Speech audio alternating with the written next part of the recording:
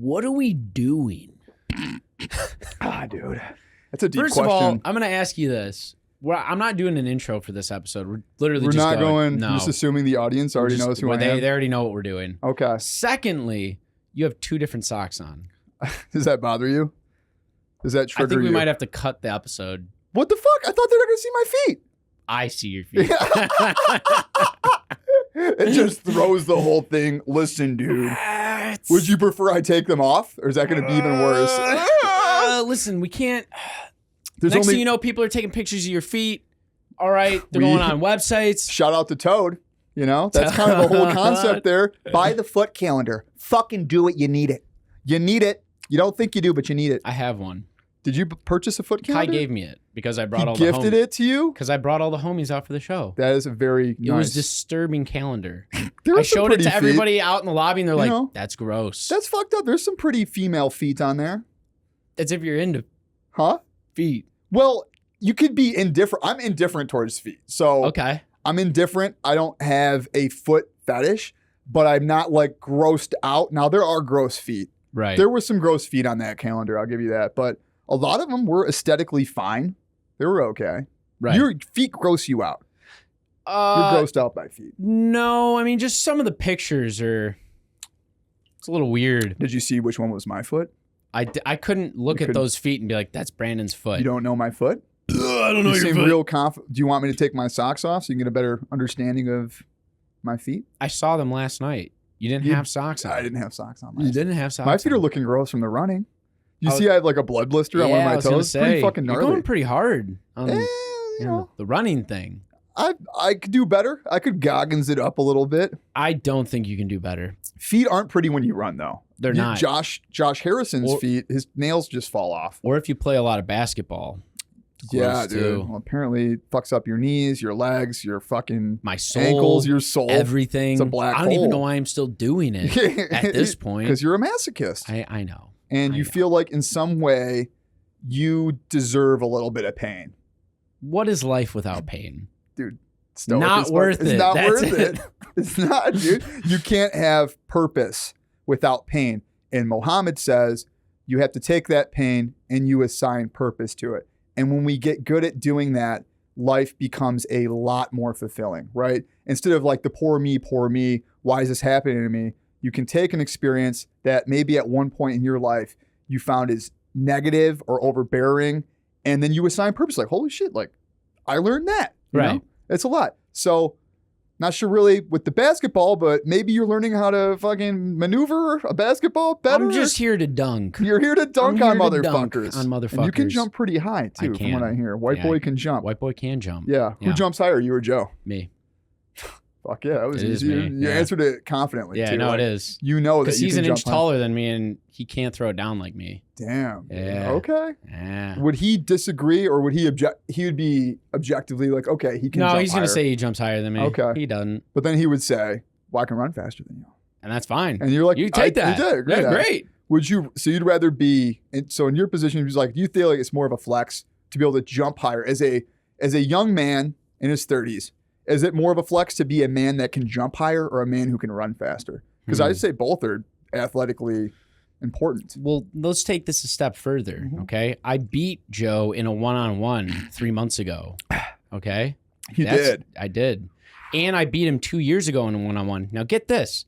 I haven't beat him since we were like 11. Holy shit. He's torched me, okay? In one-on-ones. And then finally, because I've just been playing a lot, he hasn't. He's been running. He's been running. But he's still got the endurance on me. Like he doesn't gas. He's not. But he's losing the dribbling and the maneuvering. His shot ain't there. And his shot. There's a lot of elements to basketball. Exactly. It's more well-rounded. Right. So you're the more well-rounded man is what you're telling me. If it was a game of endurance, if we both just kept missing shots and each person got the ball, he would beat me in endurance. Got you. Because we're playing tough defense on each other also and trying to score. He would have beat me in a game of attrition. But skill. You got the skill. I got you're it. Starting to master that craft. Right. Okay, so back to the pain with purpose. What has this experience taught you navigating some of these painful moments in basketball? You get these injuries and stuff, and you assign purpose to that, and you learn how to maneuver through it because you physically are unable to perform in the same athletic ways that you want to or that you were. So it's got to be teaching you kind of how to navigate that. What have you done in response to some of these injuries? And I haven't stopped being active. So in previous times when I'd get injured, I'd be very depressed. I would not work out. I would eat unhealthy amounts of bad food and scroll my phone, play video games and shit like that. Instant pleasure gratification. Right. I can't do anything because I hurt myself. Right. So I got to be fucking the worst. What we were talking about on the podcast last week with my brother is like, you need to have an idea or a goal in mind of what you're trying to do. My goal for a long time of my fitness goal, I just wanted to be a better basketball player. Right? It wasn't about being in shape or anything to me. It was literally just basketball. So when basketball was taken away from me, I didn't adapt and change my goal. Correct. I'm like, I have no basketball. I don't need to be in shape. Fitness is gone. There's no purpose beyond it. It was tied to that specific extrinsic thing. So the last 2 times that I've been injured, a month ago and a week ago, now I have stayed active. Cool. I haven't been able to do cardio. I'm able to still do all of my weightlifting, sauna runs, everything else. You know, I just needed to learn that just because I injure my ankle, I'm not helpless. For sure. So that's cool, man. Well, well, there's some purpose. I did the thing where you look at the camera. I was like, when do I look at the camera? Do we look there now? At the same time? Edgar's not going to cut this. Edgar's not going to cut this. Shout out to Edgar, man. Fucking reels are looking sexy. This is like, I'm happy to be on here, by the way. Thank you for having me. I'm happy for you. I see all the nice looking footage of everybody else. And then I see my stuff on the older camera. And I'm like, oh, that... and the webcam episodes with the too. Sound quality, I got a lot of shit for that because I like to use my earbuds. It's fine if you have the earbuds in for listening to the audio. But the speaking, for sure. Mic. I thought it sounded fine, but I'm actually thinking that my camera is going to be in 4K. I'm pixelated, and it's I'm gonna tell a Nokia phone quality. I'm gonna tell Edgar to keep yours in 240p, just like really down there. So fucking funny, like pixelated. Yeah. And then change your voice too, like how I'm like I'm a drug kingpin, like on Cops or something. Yeah. Should we do that? No, we're not. So good. That'd be pretty funny, man. So it'd be so hard to listen to. What are we doing? What are we doing here? Well, that is an existential question that I would almost defer to someone of your caliber, the philosopher, man. That's your archetype. Like, you're the philosopher. You're the man of wisdom. You read a lot of Nietzsche, Stoicism. I like memes, man.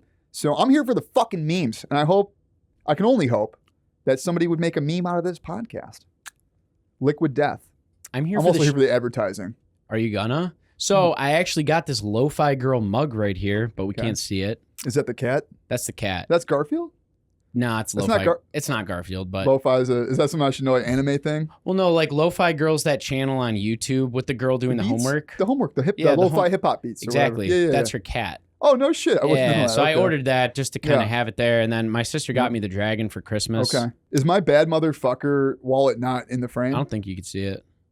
Okay, well. I don't really care if they can see it. I had a feeling you didn't care. Well, I don't care if they don't see fake Garfield, because that's just fake news Garfield. It's fake news. You know? That's why I ordered it. Fake news for a long time. That's why I ordered it. It's a very, very fake Garfield. It's a Chinese Garfield. Actually, Japanese. Probably Japanese. We're talking lo-fi hip-hop beats. Lo-fi hip-hop? That's a Japanese thing. Korean? It's, it's an Asian. It's an East Asian vibe. Listen. It's an autistic Asian Should vibe. I flex right now? Lo-fi.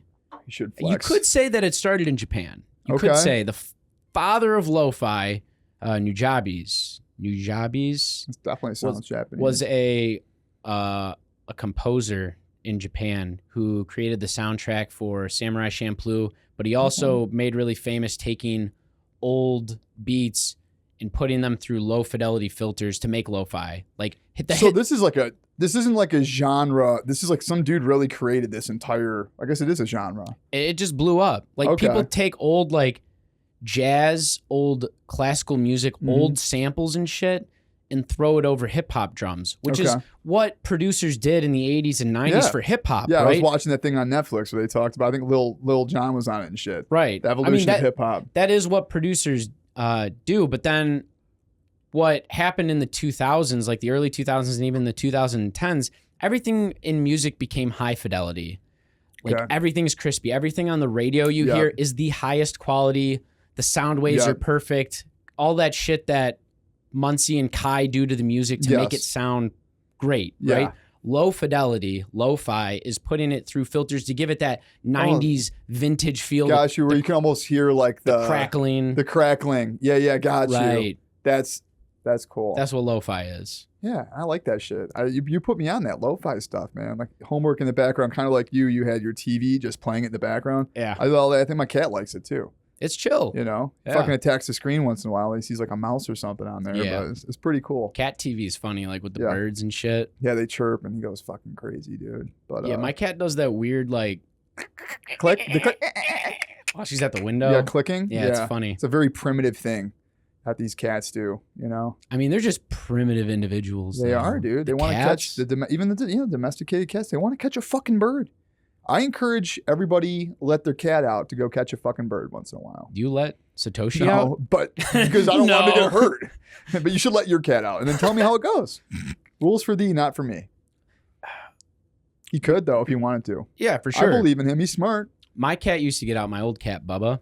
Okay. He was declawed, and he would still catch mice. Stripes did too. Yeah, they were all declawed, and they would catch mice. And he jumped up and caught a bird one time. Yeah. I saw him do it in the backyard. I'm like, you know, fucking crazy. These cats are smart, man. Talk about cats for hours. Fucking love cats. We're cat guys. We're cat guys. Cat guys. And there is nothing to be ashamed about for being a cat guy, man. Anyone who says otherwise, fuck them. I don't really respect what that girl said about that. I don't really respect that. There was an individual who just wasn't a huge fan of guys liking cats. And but the fact that she said, yeah, you really shouldn't tell girls that. Yeah, that was a huge L, dude. I was like, whatever. Did you just tell her that? Huge L, dude. I love my cat. I'm proud of it. He's a cool cat. I haven't met him yet. I'm looking forward to meeting him. Oh, yeah, you haven't met Toshi yet, I haven't. You slap his ass like a chicken. He's like a raw chicken. You smack. He loves that little shit. Ball sack. Dude, definitely. It's very, like I was telling you, it's very weird touching cats with hair now. I'm like, ugh, shouldn't have that hair. It's unnatural. You gotta shave those fuckers. That's what I feel about my hair. Yeah, your hair. When you were sleeping last night, I came into your room. I thought so. Yep, and I was touching your hair, and I'm like, this feels weird. We got to get rid of it. Yeah, so I decided I thought it would be rude to not ask you first before we shaved your head. So I was thinking, by the time we do the next podcast, I did bring like a razor with me, and we can get you. I know Lisa's gonna love it, man. Her and I talked about it already. She hates my hair. Why does she? Does she really hate your hair? No, she doesn't. No, she loves it. Your hair is great. You got a nice full head of hair. But I'm thinking of just getting rid of it all. Are you really? No. I was like, I can't. You probably would. How would you look bald? I'm trying to imagine right now. Not good. Exactly. Let's keep the hair, John. Okay. Yeah. Tats look good. You look good, man. Hey, I was going to ask you. You're supposed to have sleeves by now. Not by now. I told you it's on the radar. Is it? Don't you need money to have tattoos? Yeah. I need You're going to have it done right. Yeah. We'll have it done right. It's like by the time I'm 35, the transformation will be fucking wild, bro. Like, so this is 1 year, but 35 is going to be fucking like jaw dropping, especially with all the plastic surgery and shit I'm going to get. All the plastic surgery and steroids are going to be fucking crazy. I'm like, dude, that guy changed his life. Are you going to start eating liver too? Dude, I will start eating liver, you know? How was that cold plunge you did? Oh, dude, it was silly. It was fun. It was good. It shocked the mind, the body a little bit, but like it's something that I would maybe get into. After saunas, I do the cold shower, which is great. I'm getting a lot of fulfillment from that, but it's definitely not a part of like my regular cadence or routine. And I'm not at the point to where I'm going to go buy one, but from what I read, they seem to be like a really healthy thing to do. It gives you like natural energy, releases endorphins, relieves stress, but that Shakti mat is like a new part of my morning routine. Like I just lay on that like bed of nails, and the acupressure, I feel so it's like I've substituted my meditation for laying on that thing and then doing like deep breathing. And it's been great. It's subjecting yourself to a little bit of discomfort in the morning, getting your morning routine done, and then your body feels like nice and stimulated throughout the morning and rest of the day. So nice. It's cool. I stretch in the morning. I do a few stretches to open up my hips and my legs. Dude. And I read a little, I guess you'd say it's a devotion from a Taoism book. Okay. It's cool. like a 365 Taoism. So is that what you're reading this morning? Yeah. Okay, cool. And I read that and then I meditate for a minimum of 5 minutes. Perfect. Yeah. I love that. We have very similar routines. So 365 day reading, similar. I got the recovery one. 10-minute meditation with the Shakti mat type thing. 3 things I'm grateful for. Write that down. And then I read my personal mission and vision statement. And I believe, like, other than, brushing teeth and like regular stuff, those are the added extra. Oh, then I say like a gratitude, like prayer type thing. I've incorporated that mantra.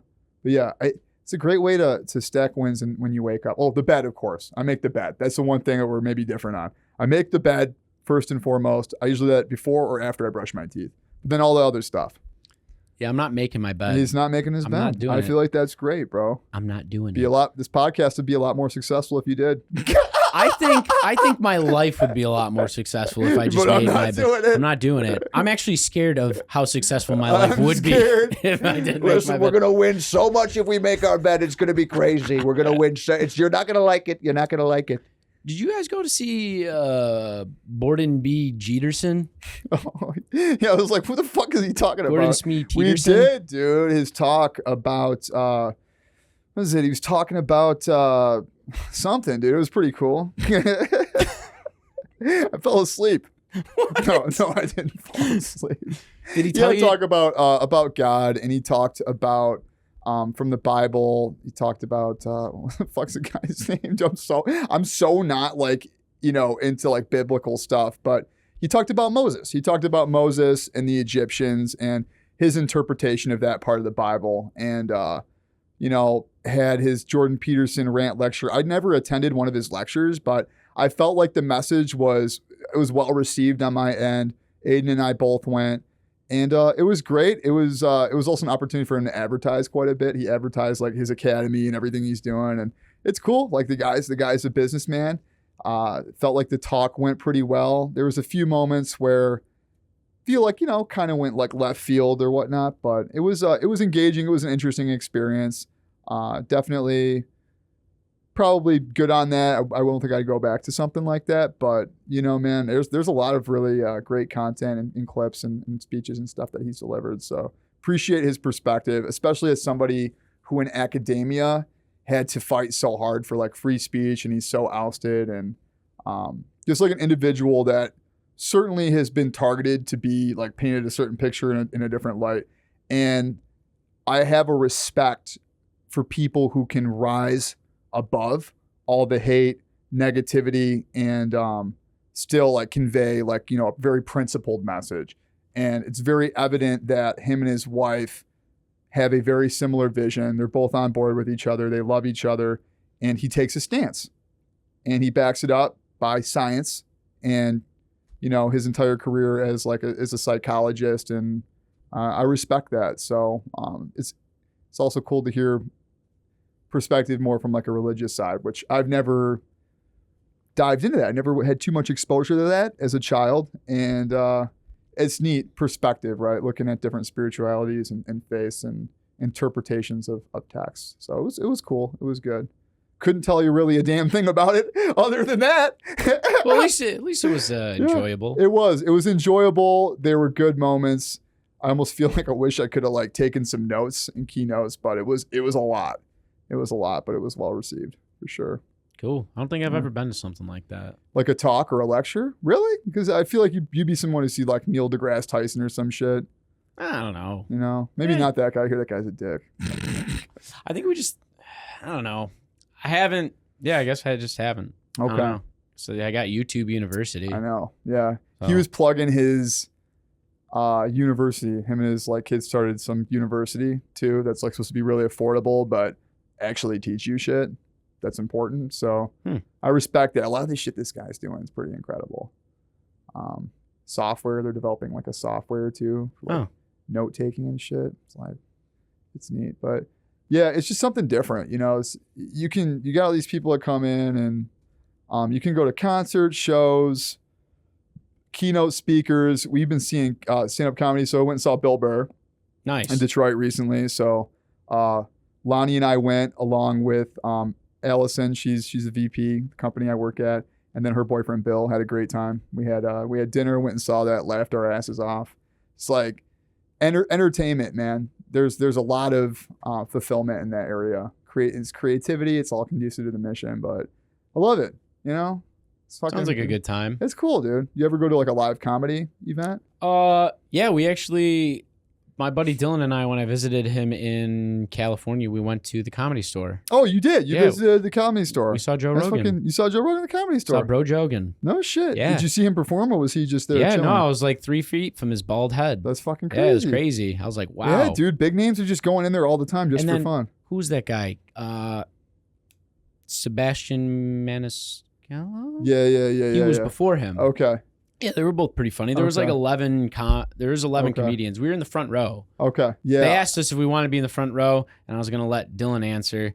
And then I'm like, oh, please don't say yes. And then he goes, yeah, let's do the front row. I'm like, shit. Love you know? it, man. Yeah. That's and then like, cool. well, like the 4th or 5th person was like roasting us. Obviously, that's what happens. You know? You get They picked just roast. on. It was a lady, and she was roasting us for laughing. Like, look at these two fucking guys. What are you laughing for? I'm like, we're laughing. It's fucking. I was gonna be like, you're funny. What do you mean? Wow, that's interesting. Yeah, but everybody laughed even more, and I laughed even more too. And I'm Okay. like, this is what happens in the front row, you know? Was it the way you were laughing, or was it? Yeah, I guess so. Okay.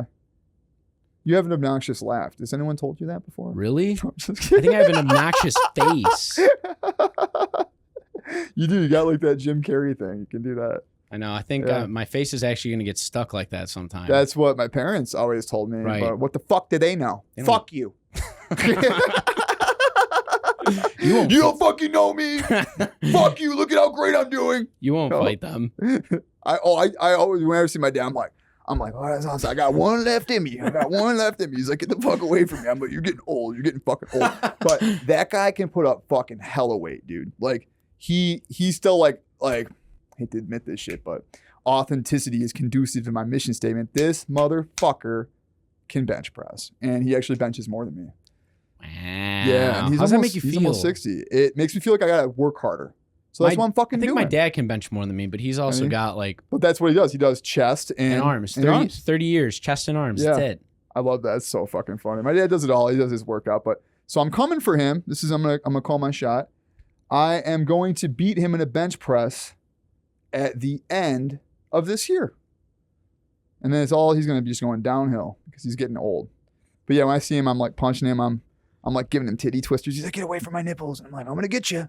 I'm gonna get you. I just like get behind my dad and I like grab him Squeeze like him? this. I squeeze him and then I pick him up. Yeah, there's something about being a man when you grow up in your 30s and you just want to like pick on your dad more. You want to fucking fight him. You want to test him a little bit. You're like, yeah, you're not the fucking man you thought you were. You know, out of like love, but also like out of like, I'm stronger than you. Well, it's competition It's too. competition, dude. Yeah, It's a well, masculine once nature. Once he started losing at ping pong and golf, it was all downhill Yeah. for him. You know, Yeah. because he's really competitive. My mom beat me in leg wrestling back when I was like, I don't know, like 100 pounds overweight and just wasted. Her and I did like a leg wrestling. There's a video of it. Kaylee has it. My mom's really good at leg wrestling. She's got really strong legs. I'm not sure if I could beat my mom in leg wrestling. That's crazy. My dad beats me. Like I got a lot of work to do. Is what I'm realizing talking about. I wasn't gonna say it. Listen, we call ourselves out on our own bullshit. That's the whole point of Feel Free. For sure, man. You're bullshit. I feel free to do so. So there's a lot of work to do, man. Even from like, we talk about vices. So for me, I dabble in the nicotine arts, and that's cigarettes once in a while. It was like a vape for a while. Not so much cigars. I hit, the Zyn nicotines, but that's something that, has an expiration date that I occasionally pick up. But definitely if I'm looking at like the main hindrances, it was really obvious in the past. It was just always food, alcohol. There was gambling. There's bouts of gambling, but right now it's like mostly like, okay, I eat off cycle once in a while on trips like this, the nicotine. But like all in all, it's having a level of control over like winning most of the day, waking up and winning throughout the day with a couple of indulgences and some pleasure seeking is just so much greater than I could have ever imagined, and having so much more control than where I was at like a year ago, dude. It's unbelievable. It really is. Because when you find purpose outside of that, that's when the progress starts happening, right? It's like, that's not the purpose. And before it was like very much like pleasure to consume. Pleasure. Yeah, to consume. And this is more of like just a little thing along the way, like a little treat, you know? You treat it differently. Right. But everything has an expiration date, and the kind of like dabbling in the vices and stuff. So you said the nicotine arts. The nicotine arts. So I only dabble in the dark arts. The nicotine arts is a dark one, my friend. It's highly addicting. It is, but I'm talking dark arts. Holy shit, how dark is this podcast? I'm talking like Horcruxes. Horcruxes? Yeah. Were you hiding little cigarettes around? Pieces of crack? Fucking crack rock here and put some ketamine over here. We did that when we were kids. We had, it was in middle school. We had this, we called it the bad box. I was like, dude, your mom and dad home? Like, no. We should open up the bad box. Like, the bad box had porn in it. It had cigarettes. It had weed. It had like alcohol. I was like, we just called it the bad box. Like, it was a very dark thing. It was the taboo box that had all the voices that a fucking middle school boy would want to indulge in. And sometimes wonder where that box went, dude, you know? Who's got it? Yeah, dude. Who's got the bad box, bro? I used to hide cigarettes in the ceiling. So these are the Horcruxes. The bedroom I stayed in growing up in high school was an extra room that we built in the garage. Okay. And it had a drop ceiling like this. So I would push one of them up. You know, the weed was up there. Mm-hmm. It was mostly cigarettes for me in high school. But yeah, I had packs and cigarettes up there. Dude. Oh yeah, it was great. You stashed that shit. Right. Well, I'm also on the first floor. Mm-hmm. Everybody else's rooms were on the second floor. Yep. And I didn't sleep a lot in high school, just staying up, whatever. And that's why you sleep a lot now, is because you're fucking, front loading all those hours that you need. That's what I believe. Honestly, between the ages of 15 and 22, not a lot of good sleep. Yeah. Okay. For 7 years. And I love sleep now. Yeah. But it was really easy for me to dip out the back door on the first yeah. floor to go smoke cigarettes. Yep.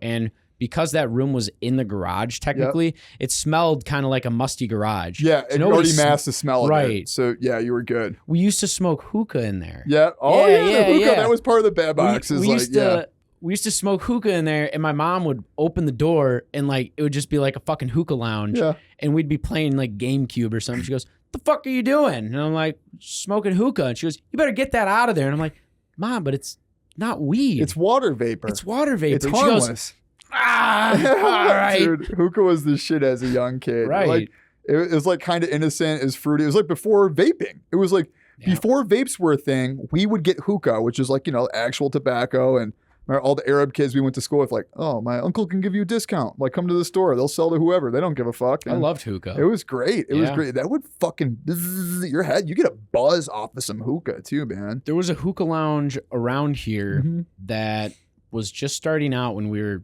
16. Okay, yeah. We and had one in our it area. was dead.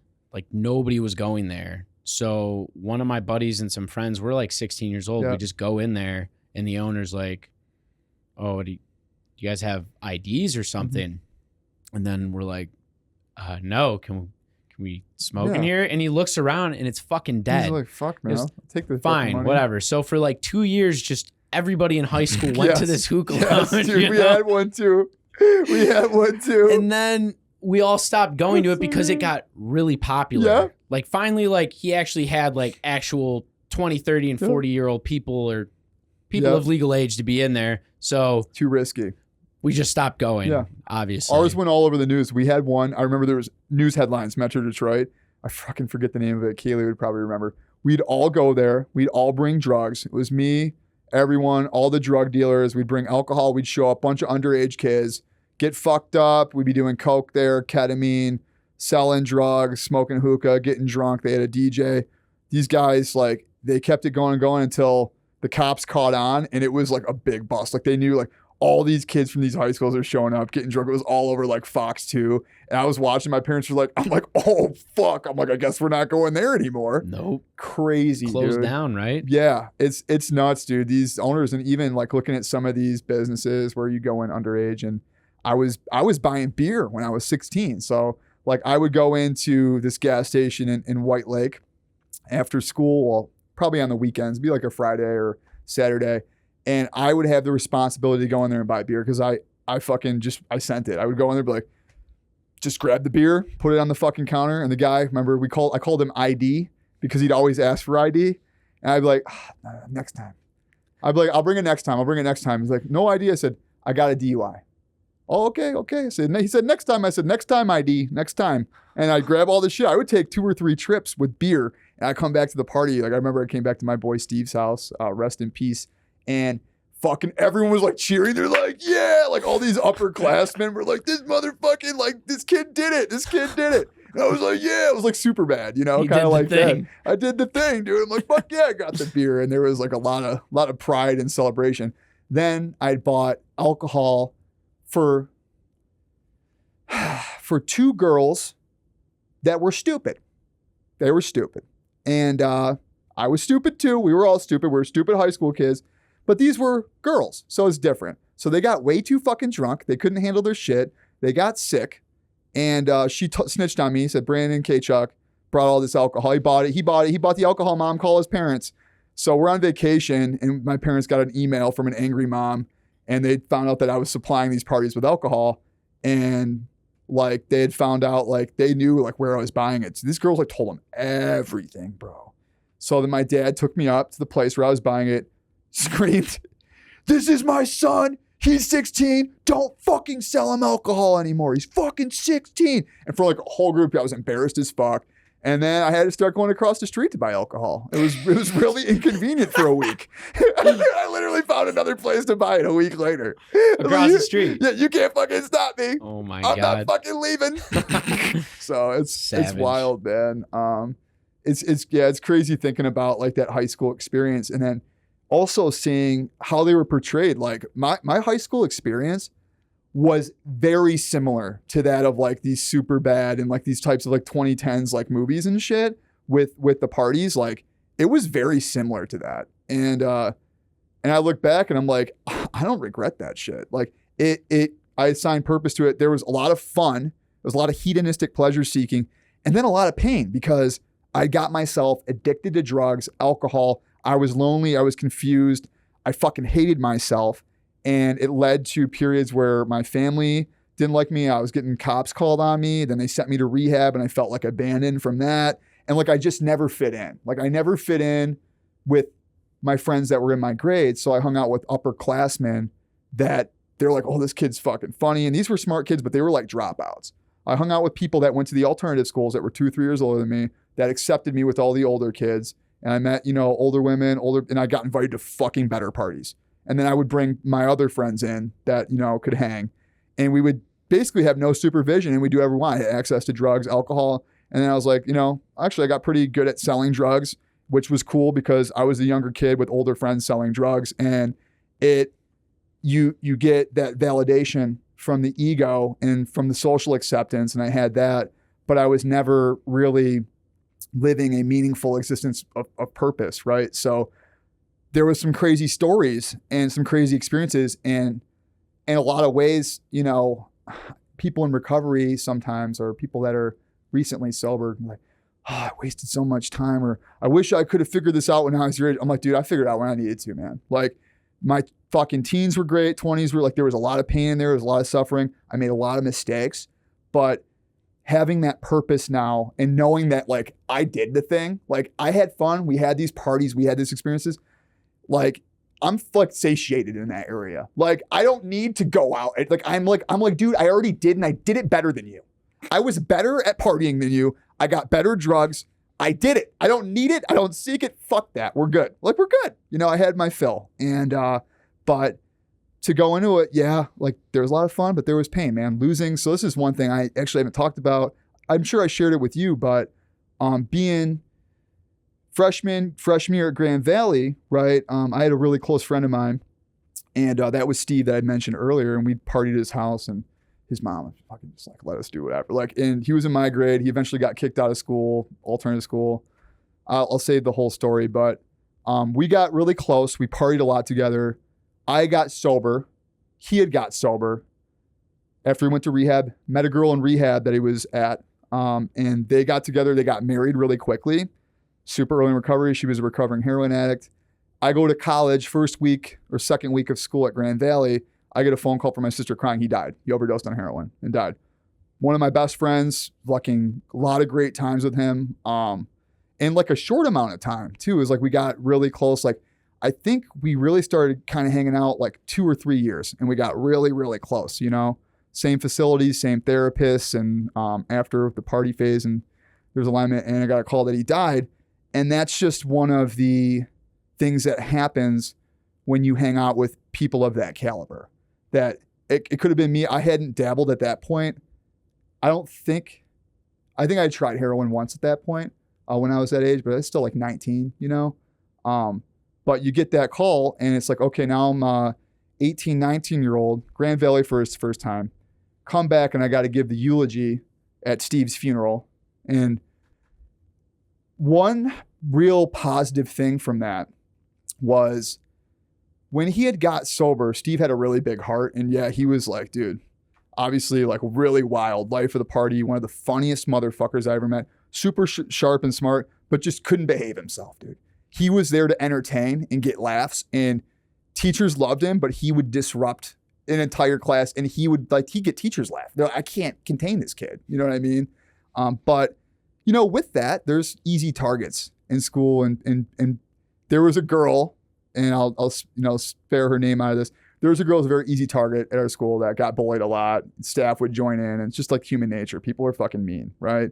And he like was really relentless to this girl, and when he got sober, he had made a lot of amends. It was like part of the program, and he kind of jumped some steps. He made amends to this girl. She was at his funeral, and if you were at that funeral and you heard the way she was speaking of him, it was in the highest regard possible, because before he died, he had reached out to her, made a serious amends and an apology. She had nothing but positive things to say about him. This motherfucker had single-handedly like cleared the table, made amends, and got right with people, maybe God or whatever. He got things right, and he left some good before he died. And I'm like, that's a really beautiful thing. And I remember like crying and thinking like, I can't believe what I'm hearing right now, because he was really relentless to that chick. And there's some beauty in that. So I learned that. The dude had a big heart, and we'll miss Steve. But that's something to deal with right through your 19 years old through college. And there's a lot of experiences like that. There's a lot of funerals that I've been to, and with people that I partied fucking hard with, man. And I came out. I didn't die. Could have been some close runs, but you know. We were just talking about that yesterday, about how we came out of this. Mm-hmm. And I was talking, like I had written it down in my book, Parables, and I'm like, I don't want to call it a miracle, but we're really lucky to be where we're at right now, to even be able to talk this way, to articulate, to be healthy, to do these things, because with what we did in our lives, there's no telling that we should be here. No, dude, there's not. Right. There's no guarantees. It's not guaranteed. So you got to be grateful for the people that came before us who aren't here anymore. For sure, man. And you take a couple different, why me? Why me? I can't get out of bed. I'm so sad. This is the fucking worst. How come everyone I love dies? Like, that's one approach. Or you say like, wow, this person was really beautiful. I learned a lot from them, and this experience has taught me this. And seeing how they died, I treasure my life a little bit more. Here's the certain things that I can take to protect my life, and also be kind to others, because also when I die, it'd be nice knowing that people like benefited from me being around, and that I at least treated them well, and they can, that they were like happy that I was there for them. And I mean, that supersedes your existence, right? That's greater than yourself, like the impact that you can leave on the people that you surround yourself with. So it's incredibly powerful stuff, man. So it's weird. It's weird to think that we're in our 30s.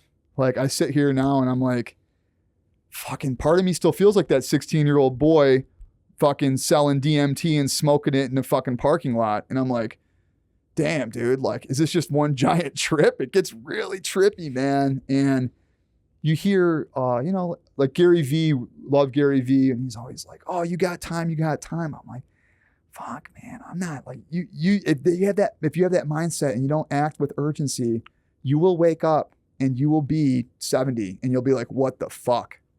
You know, or maybe you won't. I think to look at it with the perspective, like, you got time. I think so. The one catchphrase I've been using the last 6 months, and Edgar likes it. At least I didn't like it because I'd say it as a joke, but okay, just got to ease up. Sometimes we are too hard on ourselves. Sometimes we do think things would have been different. Sometimes we wish we didn't make decisions, right? I could see how you telling your girlfriend to ease up would maybe be like, fuck you. Ease up. That would drive me fucking nuts. It would drive me fucking nuts too. I'm like, fuck you. I said that I said that to my buddy Sam, and he goes, wow, she hasn't hit you yet? Yeah, for sure, dude. That would be like I'd be like, okay. No, yeah, no, dude, treat yourself kindly, treat other people kindly, but also don't make excuses not to do shit now because you think that you're gonna get around to it. Well, you know? here's my way of looking at it. Imagine if you did when you were 16. What if you didn't have any of the experiences that you had because you didn't view it as like, I got time. You're like, I'm just gonna start working really hard at the age of 16. I'm not gonna have all of those experiences that made me who I am because you wanted to. Maybe you didn't end up doing any drugs. Maybe you didn't meet all of those people. Maybe you were a good student. You were a good business owner and you did all of that shit. Yeah. And then in your 30s or 40s, like, okay, now I'm going to ease up. I know what you're saying. And it's interesting because I believe that everyone has their own journey. And that wasn't my journey. Right? Right. But also, I also believe that the same person that's 16, that isn't me, might not have to go do all the drugs and go, you know what I'm saying? Like, I wouldn't tell them to go do what I did. No. Because it's not their journey. And it's an interesting point too, because there are different experiences in our life that craft us in different ages. And I believe that there is a responsibility when one becomes self-aware, which it just took me at this time, which is great. I'm blessed for it. Now that I understand those experiences and I learn from it, and you started to self-develop, that now you kind of have the responsibility to go do something about it. And a lot of times you're probably not, so your brain, when does your brain fully develop? Will they say 25 or some shit? I'm not a scientist, so I don't fucking know. Yeah, it's later. So like, you know, like, dude, like it's different, but I also believe that you can have a fulfilling life without the side quests that I was involved with. And I wouldn't encourage that, but I would encourage, I guess, anyone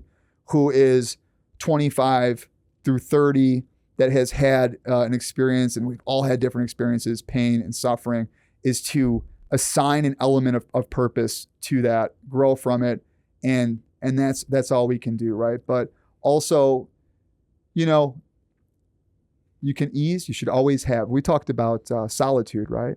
And a part of this process of like act with urgency, it almost seems like it might be contradictory, but go take time for yourself. Like, enjoy the solitude. If you're right, you're going to burn out. It's not go, go, go. But act with urgency means like plan your solitude. Like, take control of your calendar and you do what you need to do to fulfill that purpose, right? Say have some urgency with taking care of your health. That's it, dude. That's what I'm talking about. I think everything falls into place after that. That's it. That's what the urgency is. And your health is comprised of, like, I put it in a few different compartments here. And you have financial health, you've got physical health, you've got mental health, spiritual health, emotional health, social health, which all fall under health. They're all different aspects of it.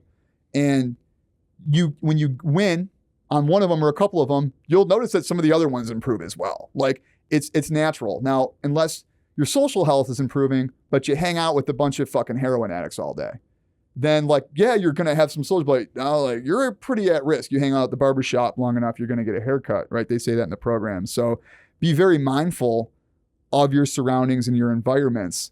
And, you know, that comes with I'm going to say it. This one's a shout out to Aaron K. Taylor, power of the pause. And yes, act with a sense of urgency. And sometimes that requires you to be like, we got to pause here. And that is really taking control. That's another element of it. So with the urgency, it's the urgency to pause. It's like it goes both ways, man. It's hard to pause in today's day and age, though. It's hard to pause in this fast-paced world. It's hard to pause until you put your phone down and you shut your TV off. But it's very easy to turn your TV off and put your phone down. It is. Physically, this is a very easy task. Now, we don't have to make it as difficult for ourselves all the time. It might feel that way. I'm not going to let people off that easy. Turn your fucking phone off, turn the TV off, and make your fucking bed. For the love of God. I'm actually going to sneak in to your apartment after you go to work. And you're going to fuck my and bed unmake up? your bed. So, dude, if you do, take a picture of it and tag me in it. Does Muncie or does anyone have like a spare key to your place? I'm not telling you who does. Go fuck yourself. Damn, I should have. There's two people that have spare keys to my place. I think I figured it out. And they shall remain nameless. Nameless? Shameless? Shameless. Baneless? They have no shame. They have no shame? I'm going to find them. I have a certain set of skills. Find Brandon's key. Anyone touches my cat, I'll fucking kill you. I'll just cuddle him He's the best, and then fuck the bed up. He's the best. I love how we started this podcast with the intention of this being a goofy, like and it got like really deep. Like we already talked about. It wasn't goofy. It was pretty serious. We're very serious. Right. Like, we're goofy, but like we're not afraid to go into it. No, man. we're not. It's I was actually going beautiful. to say we might as well just keep the ball rolling at this point. Yeah, let's keep it rolling, dude. My thing was here on the Feel Free podcast, like you had said, like once you get this awareness for the things you did, people that come after me don't have to do what I did. You don't have to take all of the drugs and make the mistakes and go through the pain because we're literally here telling you that you're going to end up with a hole in your heart, a hole in your soul, and a hole in your body. And pain's going to find you. It'll just be a little bit different.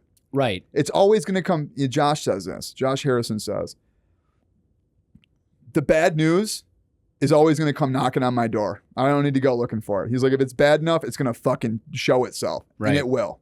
It absolutely will. For sure. So by telling people, I've never condoned the use of, I've never told people to go out and use drugs. I have when I was doing drugs. Right. 100%. Right. Not now, though. No. Not now with the platform and the things we're doing on social media and what we're trying to help people heal and live better lives. Like, never condone or tell people, you got to go out and do this in order to learn this. If you're going to do some shit like that, just be safe. That's all I can say. Yeah, for sure, man. With what we talk about right now, like you had a really heartfelt story about your friend that passed away. Sorry to hear that. I remember you had mentioned that. Well, it's a little too late, John. I mean, he died a long time ago. It would have been nice to hear that 10 years ago. I don't know. I've been waiting for this moment for 10 years. Have you said it? No, I don't think so. I'm just fucking with you. We actually met your freshman year at college. Yeah, I met you after Steve died. Right. Yeah. Probably because he died in the beginning of that semester. Were you sober when you came to Grand Valley? Yes, I think I was. And I believe I started like right when I got on campus. Yeah, dude, I was sober like the first 2 days. And then I met a gentleman who engaged in the marijuana arts. And I was like, I too happen to be a marijuana connoisseur. And then we just smoked all year. Dude, weed was big in Michigan. Dude, huge. It was huge because it was right around medical, right? Wasn't this right around the medical marijuana time? It was crazy coming from Chicago because, dude, it was so expensive and not as good. You guys were paying $20, $25 a gram all the time in Chicago. And we were getting fucking an eighth for $40. Yeah, and you were like, what the fuck is going this on? Shit? My one buddy was yelling at me because we would buy grams here and roll up a blunt. Okay. Right? Yeah. When I would have a gram and roll up a blunt, one of my buddies would be like, "What are you fucking doing?" Yeah. And I'm like, "I'm rolling a blunt." He goes, "With a gram?" And he's like mad at me. I'm like, I don't know. These Chicago motherfuckers don't know how to smoke weed. He goes, you got to put at least 2 in there. We smoked a lot of blunts too. Was that like I think it's because it was like, it's a Detroit. That's a fucking... It's a city thing. It's a city. It's a city thing. Yeah. So everyone smoked blunts, which was interesting. White grape, white owls. Yeah. And then it was funny because we'd smoke with the black kids and they'd never seen a bong. And they'd be like, yo, man, pass that blunt. And we're like, it's a bomb. Like, pass the glass blunt. And they're like, what's these white people smoking? We were teaching them how to smoke out of that shit. And then, it was a really fun meld of the cultures. Like marijuana, like, okay, we both understand we like this plant. Now let's sit together and enjoy company and engage in it. Marijuana and music. Yeah. A lot of good memories with that. Yeah, for sure, man. It was, it opened up the door, I'll say, with the marijuana. I met a lot of people freshman year of college that I don't remember. And I met a lot of people. And there was also the extroversion and the fact that I just fucking, dude, so much even more so than today with being social, like living in the dorms too, because I was in the dorms freshman year. And it was just in and out of everyone's room all the time. We studied together, we did homework together, we ate together, we smoked weed together. We basically did everything except for, well, I was gonna say sleep together, but there was a lot of that going on too, Do you remember when we met? The first time? I'll tell you, I remember one of the first times I met you. Okay. And me, potentially Blake, Lilo, and a few other people were freshmen, and we were walking around trying to find a fucking party. And we walked over to Q Block in fucking Copper Beach, and I saw you on the deck smoking a cigarette, having a drink. And maybe I already knew you because I was like yelling up at you, and I think Jared knew you. That was, yeah. Yep, and Jared knew you, and we were trying to get in the party, and I think you kind of told us to fuck off. Like, you weren't like letting us in the party, and I'm like, this guy's so cool. And literally, dude. Like, I think it was because I didn't know it was like Q102 or some shit. Right. We were doing. Like, let us up at the party, man. We're the freshmen. Well, we got alcohol. I don't even know. Well, the problem was Evan did not like me having people come in that he didn't know. Yeah. That was his thing. I liked meeting Evan because right when I met that guy, him and I just fucking, you would have thought we were going to fight each other, but I knew that he was sizing me up and I was sizing him up because I picked up on the New York shit. And people were like, dude, you can't talk to the guy. I'm like, no, he's like going to like me now. Like, this is how we really bonded. You roasted each other. Because we just roasted each other. Yeah. Like, dude, you're like, what are you, these guys, like, people didn't understand that. And I like that about Evan. He's a good dude. He's a smart motherfucker, too. He's good. I'm actually going to visit him in a few weeks. Oh, that's cool, dude. Yeah. I say, what up, Evan? How you doing, man? Maybe you'll watch this, maybe not. If not, fuck you, dude. I don't really care. Fuck you. You're an asshole anyways, dude. I told you that when I first met you. I'm going to send him that clip. Yeah. No, I ran into him a few times at Grand Valley. But yeah, I met you. I thought I met you that night. What was your first memory? I remember Jared bringing you over once. To your place? It was either our place or it was a place in Country Place. Okay. Because some people lived in Country Place. Because there was Copper Beach, Country Place, and Meadows. Okay. Right? I don't know if the first time we met was at Q Block. Okay. It was one of the times. I don't fully recall. I do have a bunch of shit too. The first real time I spent time with you, for an extended amount of time, it was 3 a.m. It was after all the parties had ended on the weekend, and my ex and I were smoking a cigarette outside, and we're standing down there. It's 3 a.m. Yeah. And they had those balconies on Q Block or just on Copper Beach. They had the balconies, and there was a patch of grass under the balcony. I remember that. And you and her came home from a party. You're like, Chops? I looked over and I'm like some dude sitting in the fucking grass over there, and you're just sitting there oh, my friends left me. And you're all sad or something. So we took you inside and gave you a blanket and some water, and then we threw light shows for you. You did that for me twice, you and Megan. Right. I it'd be weird. I'd be tripping. I'd either be tripping balls and alone or really drunk and alone. I was somehow I'm still trying to keep the party going. And then I would find you and you would have rave gloves or something. And it would lift me up. I'd feel better. I'd be like, John saved me. The magic Chicago John saved me. Him and his hippie girlfriend saved me. And then I'd go back and be I ran into John last night, and it's just so wild. A lot of that's a fucking blur to me, man. But the first, that year, the first 2 years, we got closer when I came back. Yeah. So we got closer downtown Grand Rapids. Business college. Yeah. That's like when, like, cause you live, like I was moving in with my parents and you're like, yo, Chops. And I was like, oh shit, my parents, I was like, yo, fucking keep it chill, dude. These guys don't know I'm about to sell a bunch of drugs this year. Let's just like, looking around. They're like, he's like, Chops, you know that guy? I'm like, yeah, that's Chicago John. He's like, Chicago John. I'm like, oh, this is gonna be fucking crazy. I was like, holy shit, this year's gonna be, I'm like, I'm definitely going back to rehab. Dude, we had weird, it was like a roller coaster that year. We'd have moments where like, yeah, dude, I'm doing all my homework. I'm sober and we're not partying. And then like other times, just like, dude, I am off the rails right now. And then we would go back up. Dude, I figured it out. I'm gonna be sober. Dude, I can do Adderall on this day, and I can do this on this day. Got A's in my classes. Yeah, it was fuck, man. I think I was part time. I think I had like I missed registration for some reason. I was only taking a couple classes, but yeah, we would like get the Adderall. You and I would do a bunch of Adderall and we go do our homework. I'm like, you ready for another cigarette? And we like go out and we're just like, oh yeah, I'm gonna write the fuck out of this paper. Dude, and it's crazy because that almost reinforced my using that year. Oh yeah, dude. You want to know why? Because I ended up on the dean's list that year. Yep. Right. So I'm like, oh, I can do drugs and be a good student. Yep. And then lo and behold, it spiraled into it always does. You can keep it up until you can't. I had a 4.0 until I went to rehab, and my parents pulled me out of school. Like I was almost at the end of the semester. I went through fentanyl withdrawals. This was like, I can't fucking piece years together. One of the years, fentanyl withdrawals during finals week, somewhere around there. 2017. 2017. Yeah, because that was like I think my discharge papers. Fentanyl withdrawals. Missed one of my finals. Like I literally I just ran out of shit. Bunch of group projects that I was running.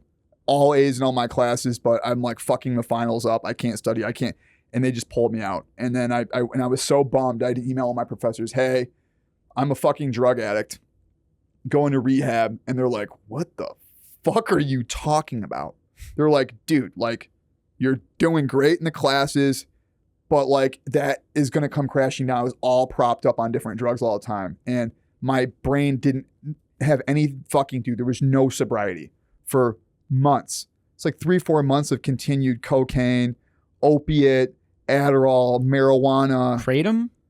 I'm sure Kratom when I didn't have I had my cocktail of shit. I wake up, I would take Xanax and then do opiates and take Adderall and then do coke in the bathroom at school. Like it was like that shit should kill somebody. You know what I mean? And it was just normal. And I was like, what are we doing tonight? I had my box full of whatever. That was your baseline. It was my baseline. I knew like, okay, little bit of fentanyl, little bit of Xanax and Adderall. I'm like, can I get some coffee? It's like, oh, I'm gonna be really edgy and have some coffee today. living it on the edge. Get a little bit of extra zest there. But it came crashing down. It did. It came, and it always does, man. It goes full circle. They pull you out of school, and I'm like, holy shit. I fucking am sad. I'm not happy. Why'd you take my happy chemicals away? And that was rough and still didn't figure it out. Went to rehab, came back. I did some summer classes and got A's.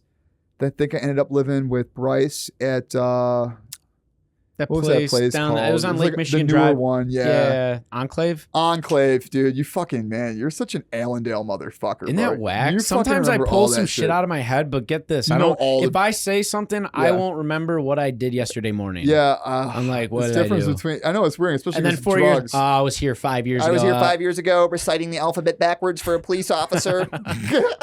It's just weird. It's weird how memory works. So then Enclave, I think there was like, fucking feel like did I go to rehab again? Whatever the fuck. I was sober, moved to Enclave, then I relapsed. My dad didn't talk to me for a while. Relapsed hard. I think I got into Kratom, Xanax, still was selling drugs. People were going to jail. I got paranoid. I kept flushing my drugs down the toilet thinking I was going to get raided. And that was when I fucking tweaked really bad. I mean, we were doing a lot. You were calling me freaking out. Dude, I was so like, even now, like my heart just goes up thinking about how much anxiety that I had in that period of my life. And, you know, dude, it was understandable given the things that were going on and especially the amount of cocaine that I was ingesting on a regular basis and the sketchy people I was associated with. Like it was high profile stuff. And, so then that happened. Let's see, man, like try it out with the timeline. I think I finished school. I graduated. I got cool with my dad. I moved to Wyoming, Michigan at one point, and I did the cigarette coupon thing. I don't know, man. But basically, then I guess I got sick of it a year and a half ago, and I was like, okay, fuck this. I was going to say it was weird because we were talking about applying purpose to this pain. Yeah. We were at the start of this and even the middle of this, we were like looking back on it like these experiences made me. Yeah, right? dude. And then we dabble in this was really fun. Yeah. And then we go, then it ended really fucking bad. You get hit so many fucking times, and you need to get hit as many times as it fucking takes. Because the fact of the matter is that I've been struggling with drugs and alcohol since I was fucking 15. And I didn't get sober until I was 28. I think just like before I turned 29. And because I spent my entire 29th year sober. Because you got sober in December of December 2022. Correct. December 2022. It was like December 10th or December 11th or something like that. Yeah, because you had just turned 29 in January. I would be turning. Yeah, exactly. Right. So like the end of 28. And it took a lot of pain and suffering in different forms. And like you're ready when you are, man. And until you really feel it, and you're like, and you have to believe, because I just never believed that I could have a fun and fulfilling life without the drugs and alcohol. And that's when the beauty started happening, because I was like, I started noticing that I was having good times also where I wasn't drinking and doing things that I enjoyed, like my purpose and my mission. And I was starting to be like, wow, like when I do this with my band, or we have like a really good session, or I have a deep, meaningful conversation, or I help someone with a problem, or I sell something, like I was getting the same feeling, like it's not the same, different feeling, but a more fulfilling one, because it was rooted in purpose without the drugs and alcohol, which signaled in my brain like, motherfucker, you can do this without being fucking drunk.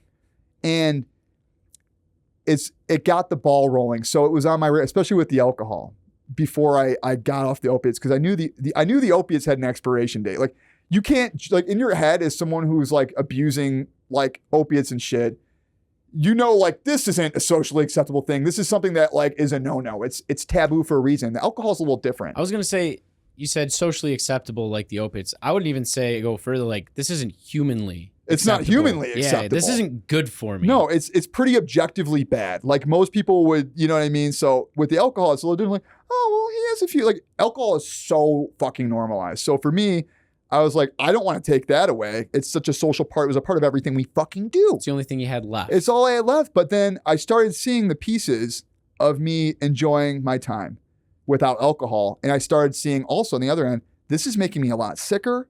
My heart hurts. I'm getting acid reflux really bad. The hangovers are way worse. I don't get anything. Like I just noticed like, dude, the fucking cons are way outweighing the pros right now. So that was festering all during this. And then I had that huge, like, you know, heroin tirade for 2 weeks. And then by that time, like, I'm good. I'm fucking good. Now I know what I have to do because I've been through here. I know who I have to find. I know who I have to talk to. I've already got good morning routines. I just need to find someone who's going to help me with the sobriety piece and the self-development. And I need to get in shape. Like I knew. And I just had to find someone that was really, that I was going to connect with and that was going to fucking hold me accountable and say, listen, motherfucker, I was there. Here's what we do. You're going to fucking win. Right now, you fucking hate yourself. Mo had to say, you don't fucking respect yourself. And that shit hurt. And then I assigned purpose to it. And now I'm with John. Now you're here on Feel Free. Feel free, dude. Not respecting yourself. It's a big one. Himself. I think a lot of people struggle with that too. Oh, dude, it's a tough pill to swallow. It is. You don't fucking respect yourself. And I was like, well, I kind of do. I'm like, does that sound? And I'm like, holy shit, that doesn't sound like someone who's very confident. No, not at all. Oh, well, no, dude, I fucking hated myself. And that was a big part of why I was using drugs and alcohol in the first place. Well, same with me. You know? I wanted to, like, we reached that point at different parts in our life. Absolutely, you know? dude. And for me, we both had enigmas. Enigma. Your mind is an enigma, John. My mind is an enigma. Yeah, there you go. You caught that. SpongeBob Don't you have to be reference? stupid somewhere else? Not until 4. Not until 4. I was going to say that you had Chops and I had Chicago John. Yeah. I wanted to just fit in. And then even in the later stages of my addiction, it wasn't about fitting in because I was using more profusely by myself in isolation. Correct. Right? So when I wanted to get sober, it was tough for me to let go of the booze too because it was socially acceptable and the weed and the cocaine at the end of it. And then I started to realize that I told myself, I don't care if anybody on this planet doesn't love me. I have to love me. Yes. That's it. I don't care. If I give up drinking and weed, if I give up these things and I end up losing friends and family or people don't want to spend time around me because I'm sober, as long as I love myself and the time I spend with myself, then that's all I could ask for. And by doing that, it now affected all of my relationships in a positive manner. For sure, dude. For sure. You have to let go before you can gain. And that was like something that I read. Well, I actually saw that from an influencer that we talked a little bit about earlier. I'll give a shout out. Wes Watson. It's about losing. Like you have to like let go of shit. And that's like vices and things that you can't control. You have to like expectations is a huge one, man. Expectations of things you can't control. And there's a lot of freedom and it strengthens. The beautiful thing too is it strengthens those relationships that are really important. Like they blossom into something you can't imagine. The relationship that I have now with my parents and even I always thought I was like a good brother and a good friend. And I'm like, and there was a lot of, I was fortunate enough to have people that were really patient with me and, same. You know, also still like have friends that were in recovery like you and Muncie that we kept in touch with, but even our friendships have grown stronger as a result of the sobriety, which is to be expected, right? True friendship. Yeah, absolutely, man. Something that's not rooted in drugs and alcohol. And luckily we had that. Me and Muncie had that, even though we all had different points in our lives where we used drugs together, that was like cool. We bonded over that, but it went deeper than that. And that wasn't the case with everybody that I did drugs. Some people were like, this dude is a fucking fun time, bro. And I'm trying to see that motherfucker tonight. Like it's fun. It's all pleasure seeking, but it's like you have those deep, intimate bonds with people. And that's really special. And that will always supersede any of the other stuff. Right. It's just prioritizing that instead of seeking pleasure or seeking acceptance socially. You just got to respect and love yourself first. Yes. That's it. And truly feel that. And the only way you get there is by stacking those wins, doing what you say you're going to do, like making commitments to yourself and following through, because if you don't, then that's showing already that you don't respect yourself. You know what I mean? You have to prove it by actions. Working on your health. Alignment. In all facets, man. All fucking facets. It's fucking amazing. So this is fucking great. This was a great I'm episode. stoked to be here. You said that like 10 times. It's fucking true. I'm fucking stoked. It might seem silly. I'm just excited to be here. I'm just stoked. Like, it's been like my new catchphrase. Kaylee always makes fun of me because I went through this for a few years where I have like a different catchphrase, I guess I would say. And lately it's been, I'm just stoked to be here. People ask me like, how you doing? And I tell them and they smile and they laugh like, I'm just fucking stoked to be here. It'd be like Panera Bread. And they'll be like, what? It'd be like fucking 6 a.m. I'm getting my coffee. He's like, how you doing? I'm like, dude, I'm just fucking stoked to be here. I'm a Sip Club member. And I'm then fucking like, stoked about that. All right. And they're like, this dude's fucking probably high. I'm like, I am actually the opposite.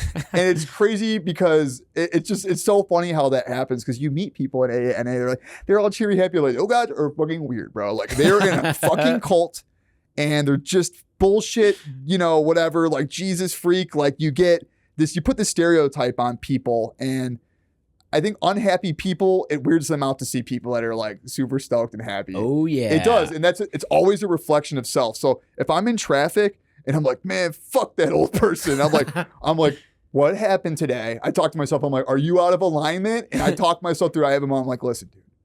I'm like, that wasn't very nice. That lady is old and she's paid her dues to society. And she maybe didn't see you there. It was not intentional. Like, it's fucking stupid. It sounds stupid, but it's effective. It's effective. You talk yourself down, dude. You got to have those conversations with yourself. No one else is going to have those conversations with you while you're alone in your car. If they do, it's like, what are you doing in my fucking car? We got a bigger problem now. Get the fuck out of my car. Or just drive off the highway. Yeah. It's like, I'm killing us both. I'm killing all three of us. This person that broke into the car just to You, me, and my lower self are dying right now. Holy shit, this guy's fucking crazy. I shouldn't have broken into this guy's car. You picked the wrong car, motherfucker. Fucking crazy. That'd be fucking nuts. Yeah. Oh, it's so fucking funny. There's a joke in everything, man. There is. But it's 2024 and we're not allowed to do jokes anymore. Come on, dude. I'm sorry. That's just how I feel. You know, that's not true. Not after Bill Burr said. Fucking Dave Chappelle said. I watched that on Netflix. I was crying. You guys just, I love it. I love people don't take your foot off the gas, man. Don't do it. Keep going. It down. Keep going. Pedal to the know your metal. audience too. You know, if you don't know how to drive stick, fuck it. Shift gears. Shift until gears. you figure it out. Undo the nitrous. Vin Diesel that All shit. right. I got a confession here on Feel Free. I don't know how to drive a stick shift. Me neither. Oh, you don't? No. Oh, okay. I thought you could only like, it's like a determination of your masculinity to be able to drive a stick shift. I think I saw that on some video or something. It's like, if you can't drive a stick shift, blah, blah, blah, blah, If you can't drive stick shift, I've been in the union for 50 years. America. Yeah, it's so funny, man. Yeah, we got our interests, man.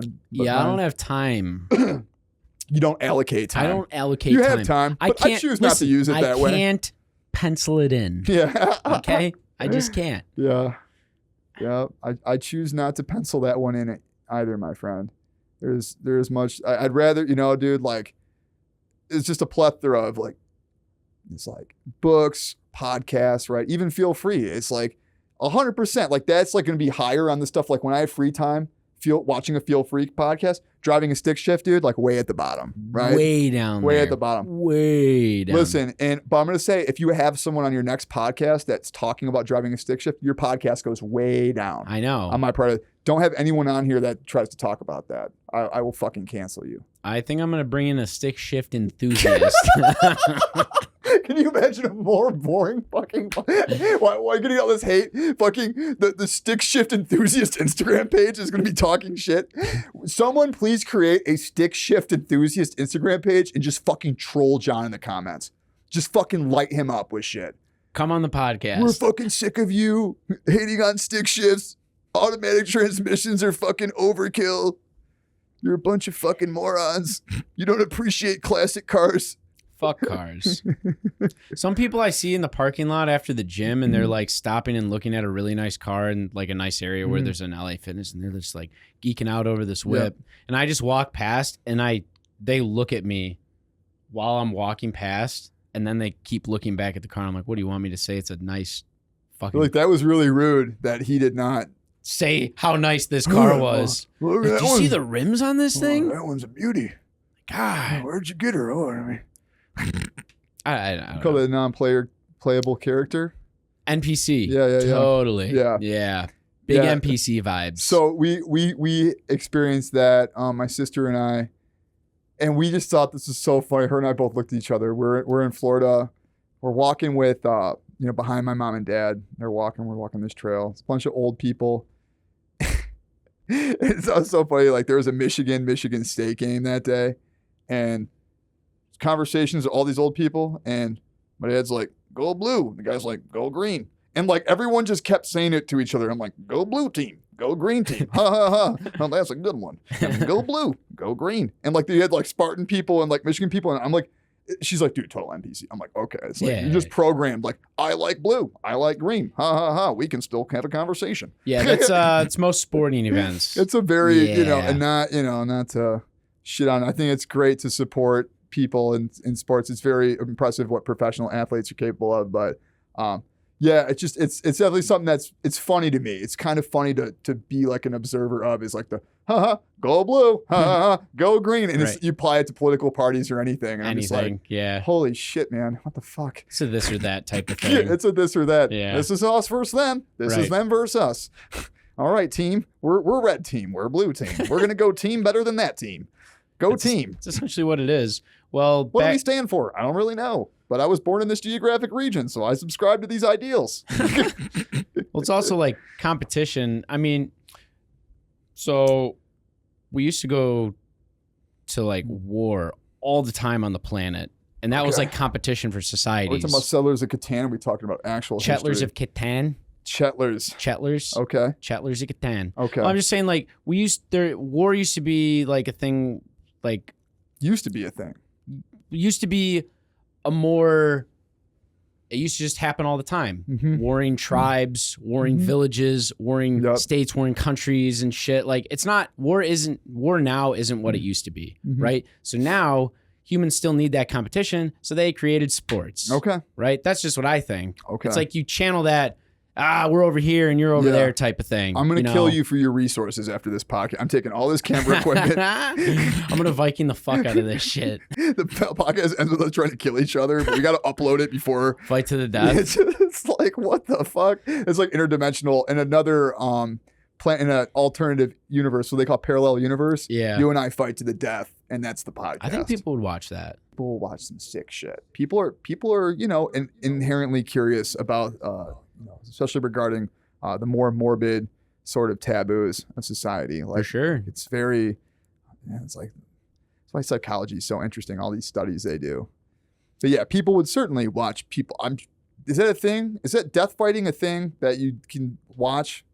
Not really anymore. It's not legal. There has to be some underground market for like people that kill each other and like people watching that. Yeah. I would imagine on some level that has existed somewhere. Yeah, you just watch anime or TV shows where they do Anime is pretty violent. Some of it. It is. Yeah, you're a sick fuck, man. I'm a sick fuck. You gotta do better in therapy. You gotta bring it to therapy. Like, my friend says I'm sick because I watch anime. I'm a sick bastard. He's gonna be like, listen, now it's not that you're sick. It's it's autism thing. Right. That's all it is. Right. OCD, ADHD, everything. Autism. I got the whole thing. It's Package cool. deal. It's good. Well, it's like a superpower if you use it the right way. Right. Otherwise, it's a bit of a hindrance. It can be. It can be. If you can't navigate it. But if we look at everything that we have in the lens of like, this is a disability, this prevents me from that.